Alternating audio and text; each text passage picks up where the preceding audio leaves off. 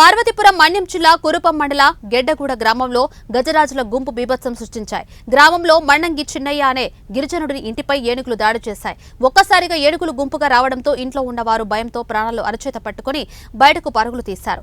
గజరాజులు ఇంట్లో ఉన్న ధాన్యం, పప్పు దినుసులు మరియు నిత్యావసర వస్తువులను ధ్వంసం చేశాయని, ఇల్లు పూర్తిగా కూలిపోవడంతో కుటుంబం అంతా రోడ్డును పడ్డామని బాధితులు వాపోయారు. ఇప్పటికైనా అధికారులు స్పందించి ఏనుగులను అటవీ ప్రాంతంలోకి తరలించి వాటి బారి నుండి రక్షించాలని ఆ ప్రాంత వాసులు కోరుతున్నారు.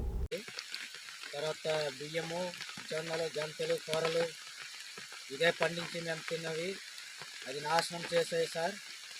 మాకు ఇతన చిన్నయ్య నష్టపరిహారము ఇమిడియట్గా ఇప్పించగలరని మీరందరూ నమస్కారం చేసి చెప్తున్నాం సార్.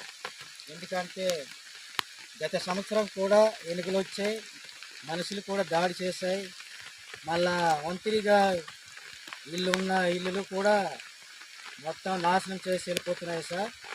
మాకు ఈ ప్రభుత్వం నుంచి ఏదైనా సహకరించండి సార్. మేము గెడ్డగూడ గ్రామము, జడ పంచాయతీ, కురుపం మండలం, పార్వతీపురం మన్యం జిల్లా చెంది ఉన్నాము. ఎస్టీ సౌర కులము. మీరు మిడతకు మాకు సహకరించండి సార్.